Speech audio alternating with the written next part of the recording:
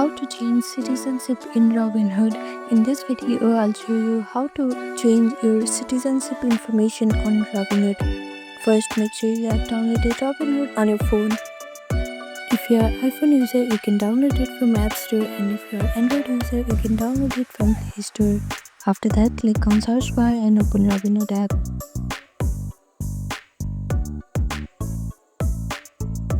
After you log into your account, you will see this home page, and here on the bottom right corner you can see profile icon. Click on it and then click on this three line which is on the top left corner. Now click on settings. Now look for an option like tax residency or citizenship. Tap it to make changes. If you don't see the option, it means you'll need to contact Robinhood support. Changing your citizenship may require manual verification. Tap on Help from the menu and select Contact us to message their support team. Go back and here you'll see the Robinhood support option.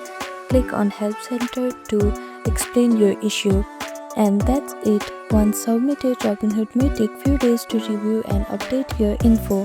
So this is how you can change your citizenship in Robinhood. Thank you for watching this video. Please do not forget to like, share and subscribe to our channel and comment down below if you have any other queries. Thank you.